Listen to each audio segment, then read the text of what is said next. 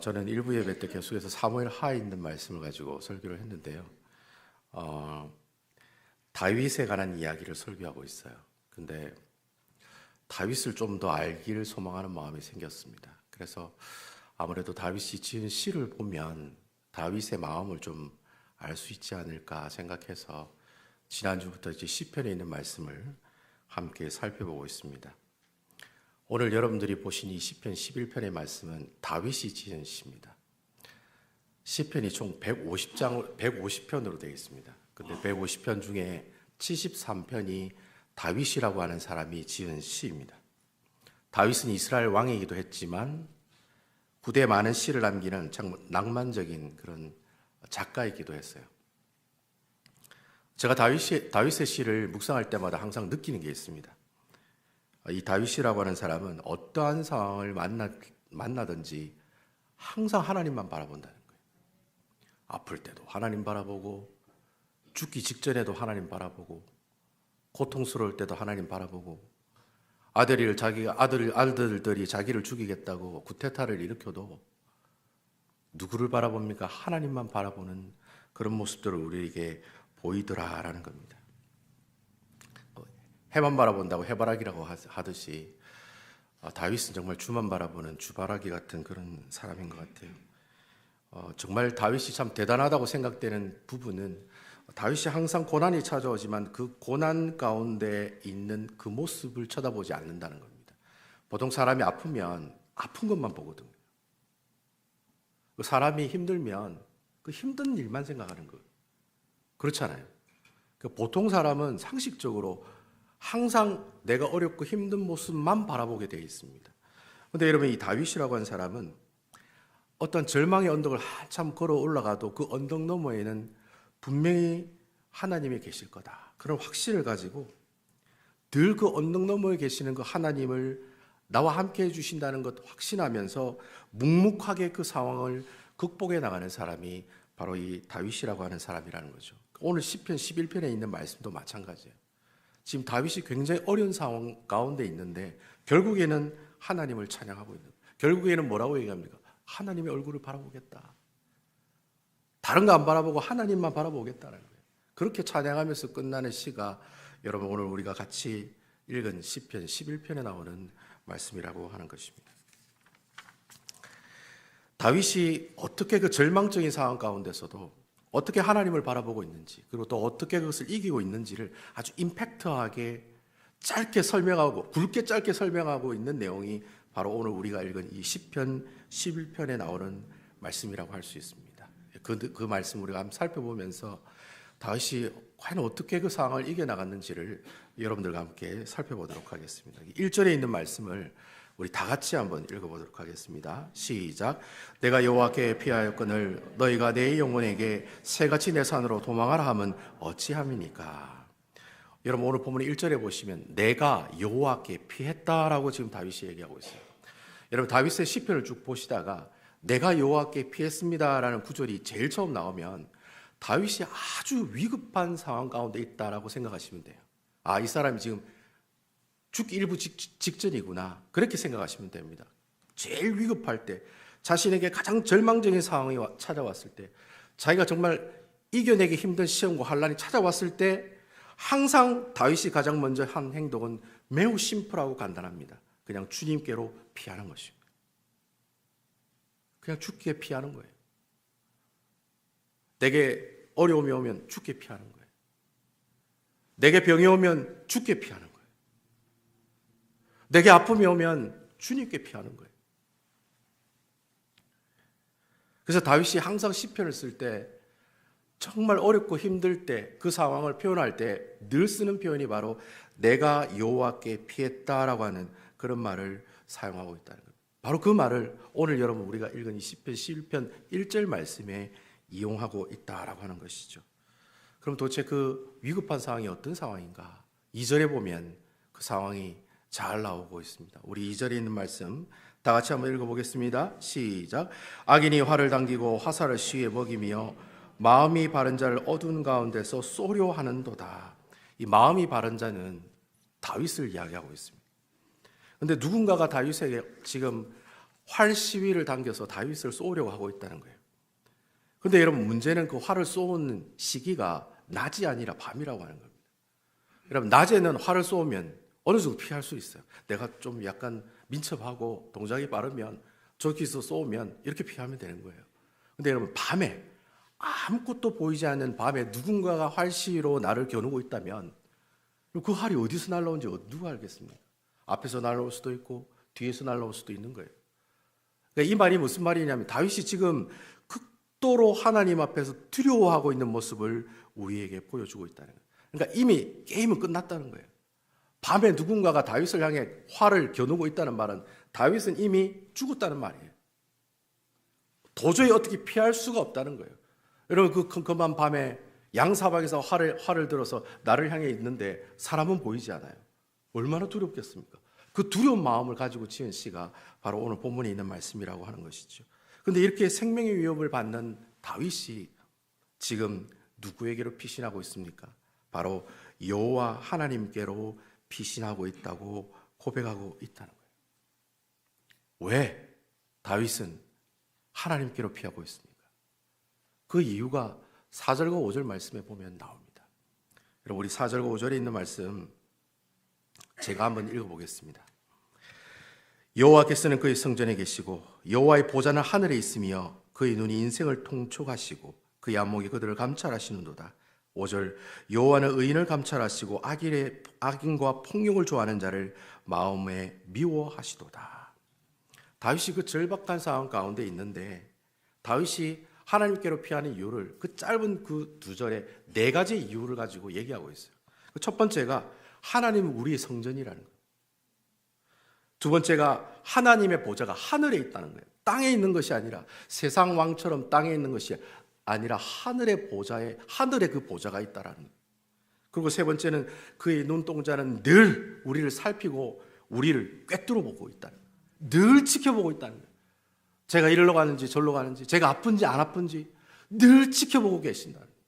그리고 마지막 네 번째는 하나님, 내가 지금까지 살아보니까 하나님께서는 의인을 연단시키시고 악인은 어떻게 하신다는 거예요. 심판하시는 그런 모습들을 다윗이 계속 봐왔거든요. 맞아, 의인은 하나님을 경외하는 사람들 하나님께서 구원해 주시고 하나님 대적하는 사람들 하나님이 다 심판해 주시더라. 그래서 내가 누구에게로 피한다는 겁니까? 여호와 하나님께로 피하고 있다는 거예요. 그러니까 여러분, 이 짧은 2절 말씀에 다윗의 인생을 얘기하고 있는 거예요. 다윗이 그래 살은 거예요. 다윗이 왕이기 때문에 뭐 잘 먹고 잘 산 게 아니라 여러분, 다윗이 왕이 되고 난 다음에 자식들 때문에 고생 엄청 많이 하잖아요. 예? 여러분도 고생하고 계시잖아요. 아우, 저는 자녀를 키우는데 너무나도 은혜스럽습니다. 그래 얘기하는 사람 제가 한 명도 들어본 적이 없어요. 저것 때문에 죽겠다, 저거 없어졌으면 좋겠다. 또 없어지면 또 막 울고 그래요. 이 말이 무슨 말이냐면 다윗의 인생이나 내 인생이나 똑같다는 거예요. 하나 다를 거 없다는 거예요. 가나 내나 개찐도찐이라는 거예요. 아무리 유명하고 아무리 하나님께 복받은 사람이라고 해도 그 사람이랑 나랑 똑같다는 거예요. 나도 고난받고 나도 고통 가운데 살아가고 나도 아픔 가운데 살아가고 나도 병 가운데 살아가고 세상에 오는 모든 풍파를 다 맞고 살아가고 있다는 거예요. 그러니까 다윗의 인생이나 내 인생이나 똑같다는 것을 이 말씀을 통해서 우리에게 보여주고 계신다는 거예요. 그럼 다윗이 가장 첫 번째로 하나님께서 나의 피난처가 되시는 이유 첫 번째로 뭘로 들었습니까? 바로 하나님의 성전이 우리의 성전이기 때문에, 하나님이 우리의 성전이기 때문에 내가 주님이 나의 피난처가 되신다라고 이야기하고 있다는 거예요. 여러분, 이 성전이라고 하는 말은 구약 성경에 보면 하나님께서 임재하시는 곳이 성전입니다. 아멘이십니까? 하나님께서 함께 하시는 그곳이 성전이에요. 그래서 여러분, 성막의 지성소의 그 법궤가 하나님께서 임재하시는 곳이었고 그 솔로몬 성전의 그 지성소에 하나님께서 임하시는 모습들이 나타났다는 거예요. 그러니까 성전이란 말은 하나님이 임재하시고 하나님이 늘 우리와 함께 하신다, 이러한 내용을 우리에게 이야기하고 있다라고 하는 거예요. 지금 그 다윗이 바로 하나님이 계시는 그 성전으로 어떻게 해요? 피하고 있다라는 거예요. 그래서 여러분, 어제 우리 정발 목사님 설교할 때 수고하고 무거운 짐진 자들아 다 누구에게로 오라? 내한테 와라. 수고하고 무거운 짐진 자가 그게 포커스가 아니고 내가 주님을 찾아가는 게 그게 포커스라는 거예요. 내가 그 무거운 짐을 들고 주님 앞에 뚜벅뚜벅뚜벅 걸어가는 게 그분이 바로 예수 그리스도라는 거예요. 주님이 얘기하시잖아요. 다 오라고. 그거 네 혼자 들고 있지 말고, 그거 네 혼자 아파하지 말고, 그거 네 혼자 슬퍼하지 말고, 그 모든 무거운 짐을 들고 다 누구에게로 오라고 얘기합니까?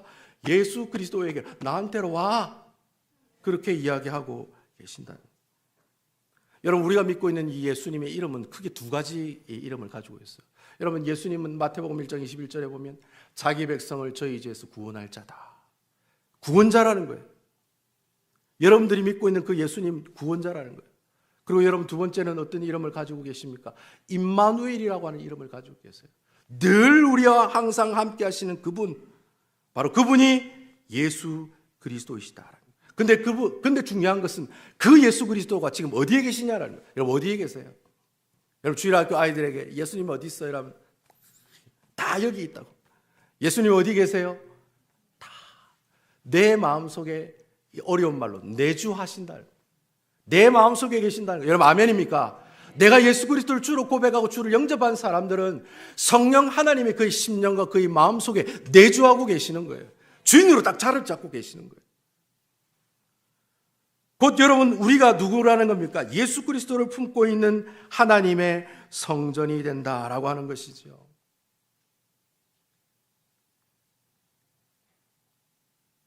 그러니까 나에게 시험이 오고 고통이 오고 환난이 왔을 때, 내가 정말 절망적인 상황들이 왔을 때 우리에게 가장 필요한 것은 바로 내가 믿고 있는 그 예수 그리스도, 내 마음속에 계시는 그 성령 하나님, 그 절망의 언덕 가운데서도 나와 함께 해주실 줄로 믿는 그 확신을 가지고 어떻게 해요? 내가 그 절망의 언덕을 뚜벅뚜벅 걸어가야 된다는 거예요. 그래서 다윗이 첫 번째로 내가 하나님께로 피하는 이유가 뭔지 아니? 그분이 나의 성전이 되시는 분이야. 그분 나한테 있다. 그분 나와 함께 하신다니까. 그분이 나와 동행하신다니까. 고로 나는 절망의 언덕을 뚜벅뚜벅 걸어가는 거예요. 두 번째로 다윗이 하나님께로 피신한 이유가 무엇입니까? 하늘에 보좌가 있기 때문에 다윗은 나는 하나님께로 피한다라고 이야기하고 있다는 거예요. 여러분, 하나님의 보좌가 하늘에 있다는 말이 무슨 말이냐면 우리가 믿고 있는 여호와 하나님은 능력이 많으신 하나님이시라는 거예요. 여러분, 아멘입니까? 여기 말하고 있는 그 보좌는 땅에 있는 보좌가 아니에요. 사람이 왕으로 있는 그런 보좌가 아니에요. 하늘에 있는 보좌니까 그 하늘의 보좌에 누가 앉아 계시겠습니까? 전지전능하신 하나님 앉아 계시잖아요. 그분이 앉아 계시기 때문에 어떻게 해요? 그 능력 많으신 분이 그 보좌에서 나를 끝까지 지켜주실 것이다. 끝까지 나를 보호해 주실 것이다. 그 보좌에서 어떻게 하시겠어요? 나중에 마지막에 심판할 때 하나님이 나와 함께 해주시고 예수님이 나의 어떻게 증인이 되어 주셔서 저 안에 예수를 믿는 사람입니다. 저 안에 나를 위해 영광을 위해 살아간 사람입니다. 주님께서, 예수님께서 어떻게 해요? 옆에서 변호해 주시는 바로 그 보좌, 그 보좌에 계시는 여호와 하나님을 이 다윗이 알았던 거예요.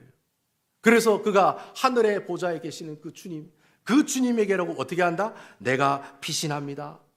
내가 피합니다. 왜? 그 사람이 힘이 많기 때문에, 그분이 힘이 많기 때문에. 예? 여러분, 힘 많은 사람, 돈 많고 힘 많은 사람한테 붙어야 돼요? 돈 없고 힘 약한 사람한테 붙어야 돼요? 세상적으로 생각해 보세요. 누구한테 붙어야 돼요? 돈 많고 힘 많은 사람한테 붙어야 되죠. 근데 왜 하나님한테 안 붙어요, 여러분? 왜 전지전능하신 하늘에 보좌 앉아 계시는 그분한테 왜 안 붙습니까? 다윗이 그걸 알고 달라붙은 거예요. 바지가랑이에 붙잡고 내가 주님 달라붙겠습니다. 하늘에 보좌 계시는 그분만 붙들겠습니다. 그러면서 하나님께로 피하는 거예요. 세 번째로 하나님이 다윗의 피난처가 된 이유가 무엇입니까? 늘 우리 하나님께서는 그 불꽃 같은 눈을 가지시고 우리를 살피시고 우리를 감찰하시더라는 거예요. 그래서 내가 피한다는 거예요. 여러분, 감찰한다는 뜻이 뭐냐면은 이것을 해석하면 아주 구체적으로 디테일하게 하나님께서 바라보신다는 거예요. 여러분, 우리 금방 그 장로님이 기도하고 가셨습니다만, 여러분 마태복음 10장 30절에 보면은 너희에게는 머리털까지 다 세심받는다고 얘기하잖아요. 우리 조알렉스 장로님 머리 하나도 없고 머리카락 하나도 없습니다. 근데 여러분, 뚫어지게 가까이 가서 쳐다보세요. 다 어떻게 해요? 머리카락이 다 있어. 근데 중요한 건 그 머리카락 하나하나를 우리 하나님께서 어떻게 해요? 다 알고 계신다는 거예요. 너무나도 우리를 자세하게 분석하고 계시고 우리 필요를 너무나도 알고 계시고 내가 가장 아픈 곳이 어딘 건지 제일 잘 알고 계시고 우리 집구석의 모든 사정들을 너무나도 잘 알고 계신 분이 바로 그분이라는 거예요. 그래서 그분에게 피한다고 다윗이 이야기하고 있다는 겁니다.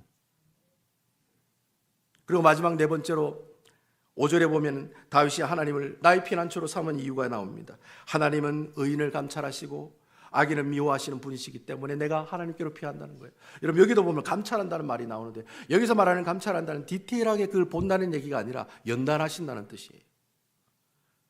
그러니까 하나님께서 이 다윗에게 그 어려운 현실들을 주시는 이유가 뭐냐? 다윗을 어떻게 하기 위해서? 연단하시기 위해서.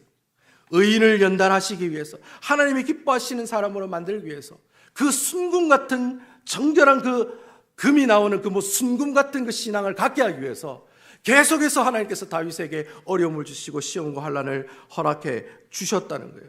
그러니까 다윗이 그 연단 가운데 살아가다 보니까 지금까지 내가 살아가면서 모든 악인들은 다 어떻게 되더라? 하나님 다 심판받더라는 거예요. 자기가 살아보니까 하나님을 대적하는 사람들은 다 하나님이 어떻게 하시더라? 다 처리하시더라. 그러니까 이 다윗이 누구에게 피하겠어요?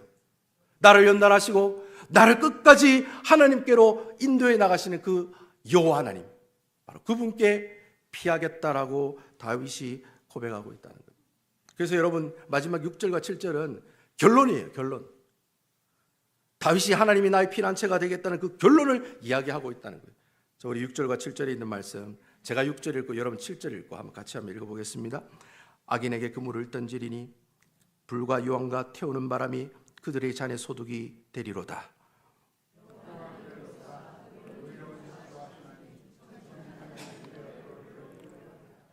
여러분 결국 6절과 7절 말씀에 보면 악인은 어떻게 된다고 얘기하고 있습니다. 결론은 버킹엄이에요. 악인은 불과 유황의 비를 맞아 심판을 받고, 그리고 그 어려운 시험을 이긴 의인은 어떻게 되겠다고 얘기하고 있습니까? 그의 얼굴을 배우리이다. 할렐루야. 그의 얼굴을 보겠다는 거예요. 그 전지전능하신 하나님 얼굴 보면은 그때부터는 게임 끝이라는 거예요. 하나님께서 우리가 하나님의 얼굴을 본다는 말은 우리가 주님 앞에 나가면 우리 하나님께서는 한량없는 그 은혜를 한없이 우리에게 부어주시고, 아무도 아멘 안 하시네. 한없이 은혜를 부어주시고 또 충만하게 주신다는 거예요. 할렐루야. 네. 주님과 내가 다이다를 만나서 얼굴을 뵈면 하나님이 가지고 계시는 모든 좋은 것들을 그냥 조금만 주시겠다는 게 아니에요. 가득가득 채워주시고 충만하게 해주시겠다라고 지금 다윗은 하나님께 고백하고 있다는 거예요. 이것을 좀 어려운 말로 표현하면 성령 충만한 사람이 되게 해주겠다는 말이에요. 여러분 성령 충만한 사람이라는 것은 뭐 영적으로 뭐 탁월해가지고 막 모든 사람도 막 이런 병을 고치고, 물론 그것도 성령이 충만한 사람이 할 수 있는 일이긴 하지만 여러분 성령 충만하다는 말은요, 성경에 보면 크게 세 가지로 이야기하고 있습니다. 첫 번째가 성령 충만한 사람들은 항상 하나님의 다스림을 받는 사람이라는 거예요. 그게 성령 충만한 사람이라는 거예요. 두 번째는 항상 하나님과 함께하는 사람이라는 거예요. 그리고 세 번째는 항상 하나님과 동행하는 사람이에요. 하나님의 다스림을 받고 하나님과 함께 하시고 하나님과 동행하는 사람을 우리는 성령 충만한 사람이라고 이야기하고 있다는 거예요. 여러분 하나님과 동행한다는 말은 하나님이 내 동기동창이니까 내가 하나님과 어깨동무하고 야야 하면서 가는 게 이게 동행하다는 뜻이 아니에요. 여러분 이 동행하다는 뜻은, 여러분 소를 끌고 갈 때 소 코에다가 뭘 낍니까? 콧뚜리를 껴가지고 막 끌고 가잖아요. 그게 동행하다는 뜻이에요. 목자가 양을 키우는데 양이 오른쪽으로 가는데 왼쪽으로 가. 그러면 짝대기를 가지고 어떻게 해요? 엉덩이를 톡톡톡 치면서 아니야 글로 가면 안 돼. 이게 동행하다는 뜻이에요. 하나님을 나를 자꾸 끌고 가시는 게 동행하다는 뜻이지, 여러분들 하나님 보조를 맞춰서 같이 간다는 말이 아니에요. 여러분 우리가 신약 성경을 보면 이렇게 하나님의 완벽한 다스림을 받으시고 완벽한 하나님과 함께 동행하시고 완벽하게 하나님과 동행하는 삶을 살아간 그분이 한 분 계시는데, 여러분 그분이 누구시죠? 무목사가 하는 모든 질문의 90% 이상은 다 예수 그리스도예요. 일단 예수 그리스도 하면 돼요. 네? 완벽하게 하나님과 함께 하시고 완벽하게 하나님의 다스림을 받으시고 완벽하게 하나님과 동행하신 그분, 바로 예수 그리스도. 그분이 바로 성령 충만한 삶을 살아간 모습들을 우리에게 보여주신 모습이라는 거예요. 그래서 여러분, 성령 충만한 사람이라는 것은 내가 예수님을 통해서 온전히 하나님 그 예수 그리스도를 통해서 통치함을 받는 거예요.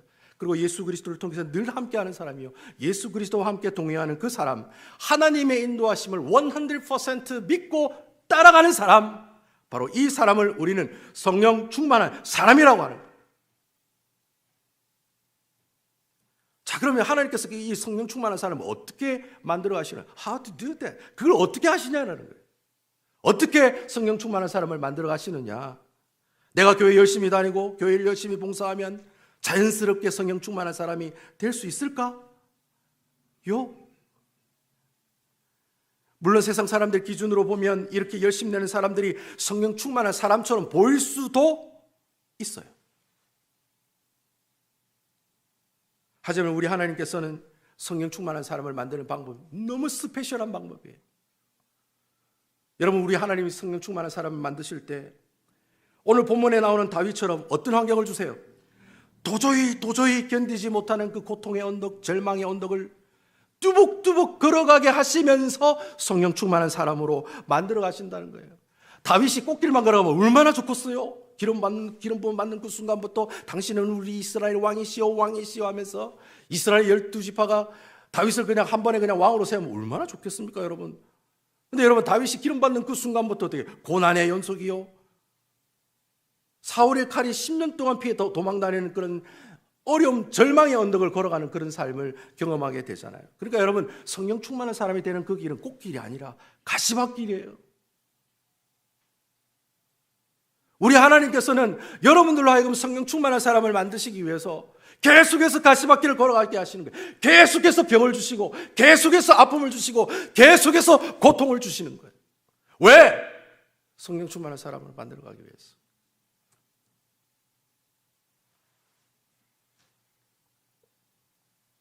그러면서 하나님께서 그 어려운 상황 가운데 다윗에게 요구하는 것이 바로 그거예요. 네가 믿는 그 하나님이 환난 날에 피난처가 되시는 분이시다. 아멘. 네 인생을 한번 뒤돌아봐라. 오직 하나님만 바라보는 의인들은 다 구원을 받았지만 너를 대적하는 모든 악인들은 다 어떻게 해요? 불과 유황의 비를 맞는 하나님의 심판을 받지 않았느냐? 고로 내가 환난을 피할 수 있는 그는 누구에게로 피하는 거다? 주님에게로 피하는 것이다. 할렐루야. 그러면서 하나님께서 매 순간 그 환난의 순간 때마다 다윗에게 이런 확신을 주시는 거예요. 하나님의 다스림을 받는 사람이 되어라. 하나님과 함께하는 사람이 되어라. 하나님과 동행하는 사람이 되어라. 바로 우리 하나님께서는 이 다윗을 그 성령 충만한 사람으로 만들어가기 위해서 그 어렵고 힘든 절망의 언덕의 길을 걸어가고 또 걸어가고 또 걸어가고, 왕이 되었는데도 자식들이 구태타를 일으키고 자식이 자식들을 죽이고 그런 고통과 아픔을 가지고 평생 동안 살아온 사람이 다윗이라고 하는 사람이었어요. 그럼에도 불구하고 그러한 상황들을 뚜벅뚜벅 걸어가지만 그는 누구에게로 피했다? 여호와 하나님께로 피했다는 거예요. 바로 이게 여러분, 하나님께서 우리의 사람을 사용하시고 만들어 가시는 방법이에요. 우리 하나님 방법은 그런 방법을 써요. 목사님, 예수 믿고 내가 갑자기 막 로또 대박을 맞아가지고 11조 헌금도 팍팍 때리고 내가 진짜 뭐 땅덩거리면서 예수 믿으라 복 받는다, 내가 그렇게 하면서 살아가고 싶습니다. 물론 하나님께서 그런 꽃길을 걸어가게 하시겠지만 여러분, 꿈 깨세요. 예수 믿는 그 순간부터 가시밭길 걸어가는 거예요. 그때부터 절망의 언덕을 걸어가는 거예요. 그러면서 하나님께서 보여주시는 거예요. 내한테로 피해야 돼. 나한테로 와야 돼. 나에게 피해야 돼. 다른 사람 찾아가지 말고 나를 찾아와. 그 말씀을 하나님께서 보여주신다.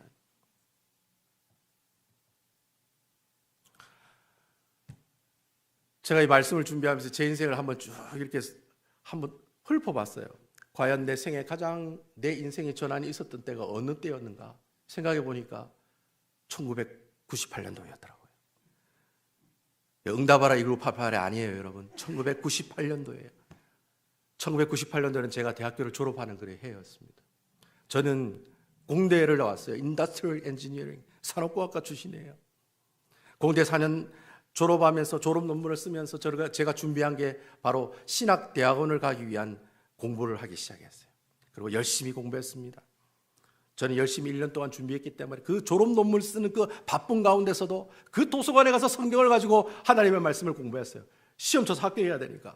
그래야지 목사가 될 수 있으니까.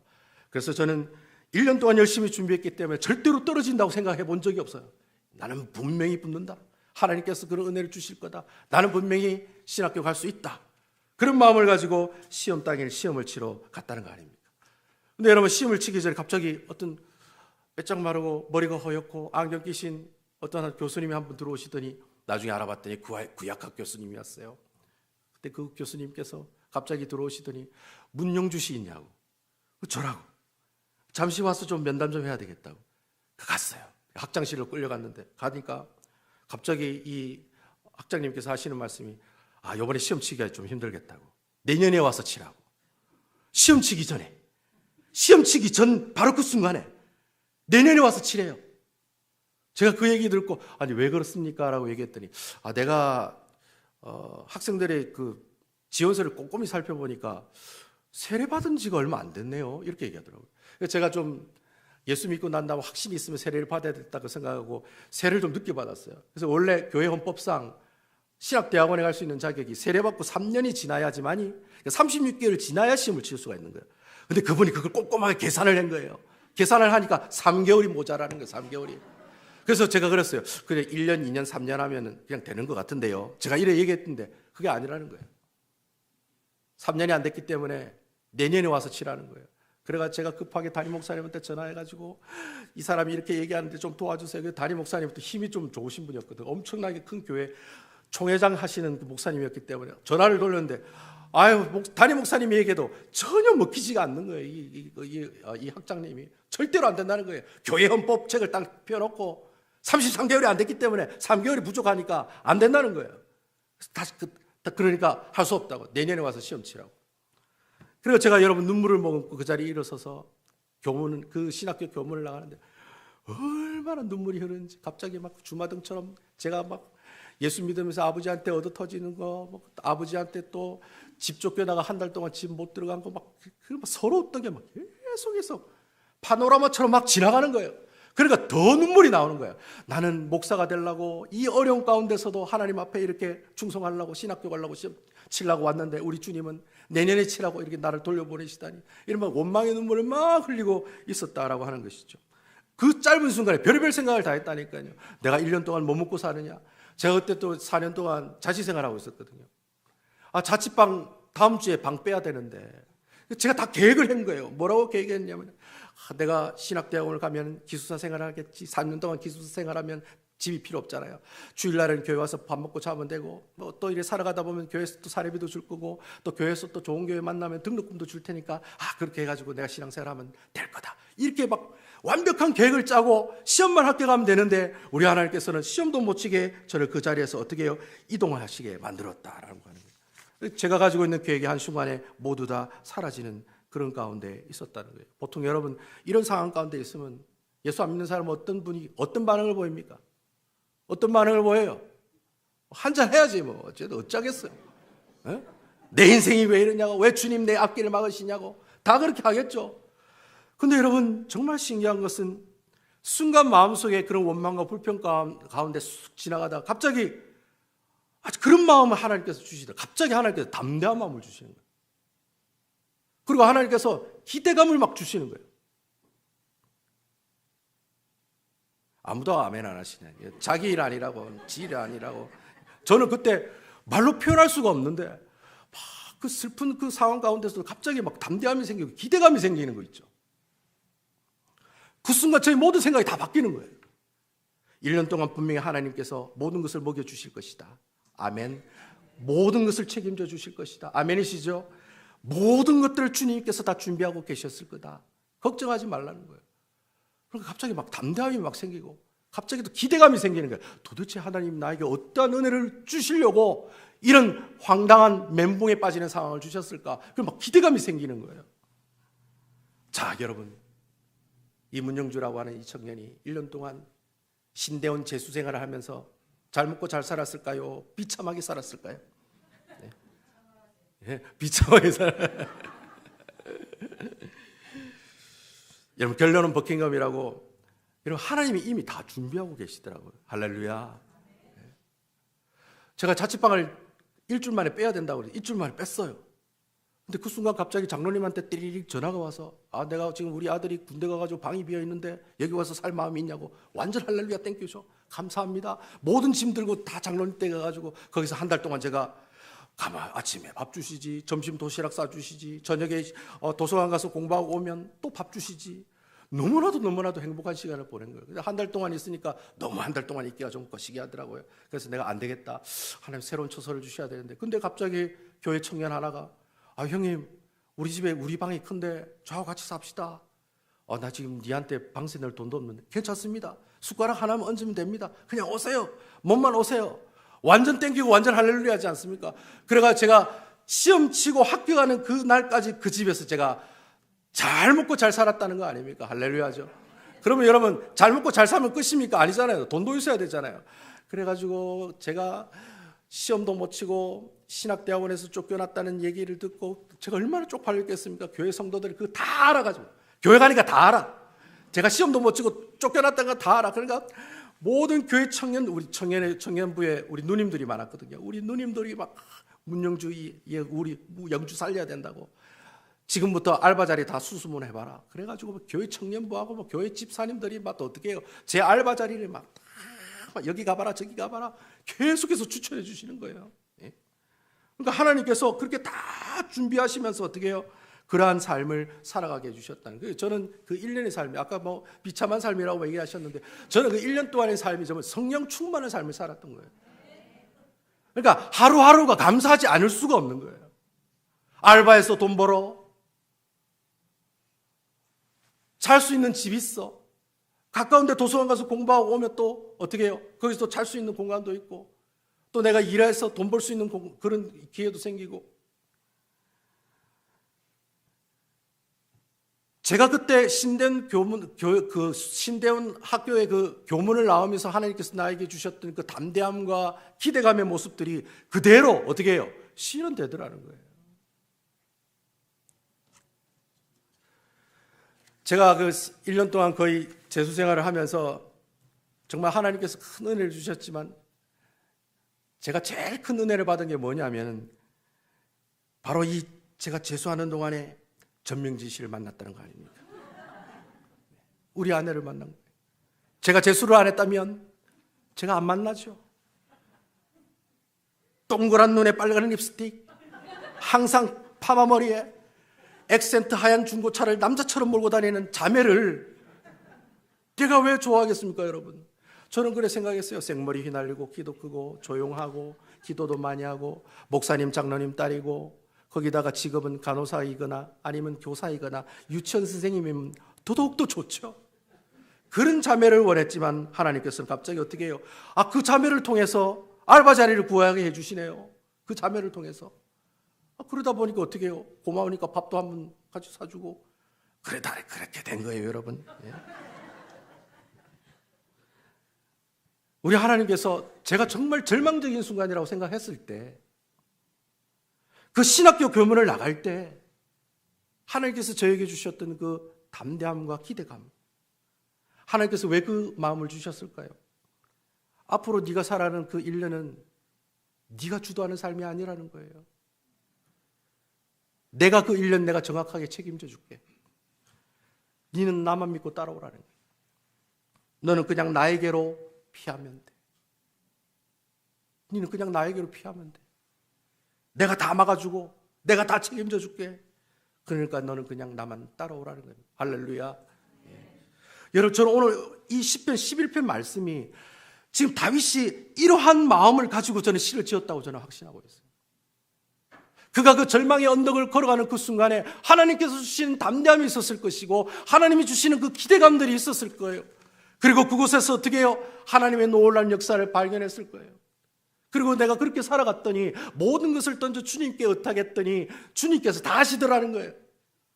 그 베들레헴 총구석에 목동으로 있는 그 다윗을 하나님께서 어떻게 해요? 콕 집어가지고 세상으로 나오게 하시고, 기름 부음 받고 다음부터 불같은 시험이 찾아왔지만 자신을 죽이려고 10년 동안 사울 왕이 칼을 들고 다윗을 쫓아왔지만 자신의 쏘는 화살이 밤에 어디로 날아올지를 모르는 그런 위태한 그런 상황 가운데 있는 삶을 살아가는 사람이었지만, 그럼에도 불구하고 이 다윗이 그 절망의 언덕 가운데 있을 때 무슨 마음으로 그 언덕을 올라가고 있습니까?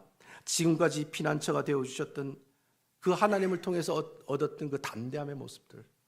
악인은 분명히 심판을 받고 의인은 분명히 하나님의 얼굴을 보리라. 하나님의 얼굴을 보리라. 이 놀라운 하나님의 약속의 말씀에 기대감을 가지는 거예요. 그러한 기대감을 가지고 절망의 언덕을 뚜벅뚜벅 걸어 올라갔을 때 바로 이 놀라운 시편 11편의 찬양의 모습들이 나오게 되었다라고 합니다. 그러니까 이 시편은 다윗의 시기도 하지만 저의 시기도 해요. 저는 여러분들이 오늘 이 다윗이 가지고 있는 이 담대함과 기대함으로 내 인생에 만나는 그 모든 시험과 환난을 정말 담대하게 이겨나가는 여러분들이 되시기를 주님의 이름으로 축원을 드립니다. 내게 환난이 오고 내게 시험이 왔을 때 하나님이 하시는 일들을 기대하십시오. 그리고 담대하십시오. 그리고 내가 그 절망의 언덕을 오르고 있을 때 다윗이 그 깨달았던 그 마음, 우리 하나님은 늘 성전에 계시고 우리 하나님은 늘 하늘의 보좌에 계시고 우리 하나님은 늘 불꽃 같은 눈으로 우리 사정을 다 지켜보고 계시고 우리 하나님은 지금까지 나를 의인으로서 연단케 하시고 또 어떻게 해요? 악인은 미워하시는 분이라는 사실을 깨닫게 해주시는 이 마음, 바로 이러한 마음을 가지고 여러분들이 절망의 언덕을 오를 때 여러분 주님이 주시는 그 담대함, 기대함으로 나아갈 때 바로 그 가시밭길은 정말 기쁨으로 올라갈 수 없는 아름다운 꽃길이 되지 않겠습니까? 사랑하는 성도 여러분, 주님이 그 길을 다스리고 있습니다. 여러분, 이거 너무나도 중요한 고백입니다. 주님이 내 길을 통치하고 계세요. 주님이 그 길을 우리와 함께하고 계세요. 주님이 우리와 그 길을 같이 동행해 주고 계세요. 이 코를 끼워서 저를 인도하고 계신다는 거예요. 히브리서 기자가 그렇게 고백하지 않습니까? 믿음의 주여 나를 온전케 하신 누구를 바라보자? 예수를 바라보자.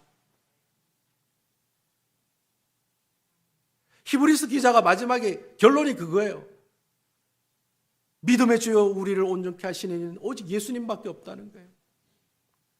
여러분, 오늘도 우리가 그 절망의 언덕을 올라가고 있지만, 너무 아파서 힘들지만, 괴롭지만, 내가 너무 이 큰 상처로 내가 어떻게 할 바를 알지 못하는 상황이지만 그 패는 쳐드신 예수 그리스도의 능력을 통해서 이번 한 주도 하나님이 주시는 담대함과 기대감으로, 그래 하나님 살아계셔, 하나님 나와 함께 계셔, 나와 함께 동행하고 계셔, 이런 놀라운 고백을 통해 하나님께 영광 돌리며 살아가시는 아름다운 우리 남부교회 성도 여러분들 다 되시기를 주님의 이름으로 축원드리겠습니다.